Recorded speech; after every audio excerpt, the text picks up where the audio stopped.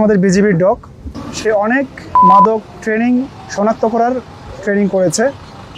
তো যখন কোনো অপারেশনাল কাজে আমরা এই ডগ নিয়ে যাই অথবা বিভিন্ন আইসিপি বিভিন্ন চেকপোস্টে আমরা যখন বিভিন্ন গাড়ি তল্লাশি করি, হিউম্যান বডি তল্লাশি করি বা মানুষের লাকেজ ব্যাগ ইত্যাদি তল্লাশি করি, তখন এই ডগ যখনই মাদকগুলো থাকে তখন আমাদেরকে বিভিন্ন ধরনের ইন্ডিকেশন দিয়ে থাকে। যারা আমরা প্রশিক্ষিত ক্যানাইন সদস্য আছি, আমরা এই শনাক্তকরণ চিহ্নগুলো দেখলে বুঝতে পারি। যেমন তার পা দিয়ে একটু আঁচড় দেবে, মুখ দিয়ে একটু কামড়াবে, জিহ্বা দিয়ে একটু চাটাবে, তো বা লেজ নাড়াতে পারে।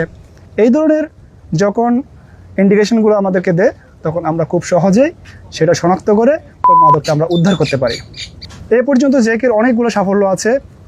আমরা টেকনাফ হোয়াইখং চেকপোস্টে, তারপরে দমদমিয়া চেকপোস্টে, তারপরে আমরা শিলকালী চেকপোস্টে আমরা অনেক সফলতা অর্জন করেছি। অভিযানে আমরা প্রচুর পরিমাণে ইয়াবা আটক করতে সক্ষম হয়েছি। যখন সে সফলতা হয় তাকে আমরা ট্রিটমেন্ট হিসাবে কিছু ডগ বিস্কুট আছে, ওই ডগ বিস্কুটগুলো আমরা তাদেরকে দিয়ে থাকি। সে আরও উৎসাহিত হয়, সে আরও বেশি করে কাজ করে। তো আশা করি এই বিজিবি ক্যানাইন ইউনিটের মাধ্যমে আমাদের বিজিবির এবং দেশের অনেক সফলতা বয়ে আসবে।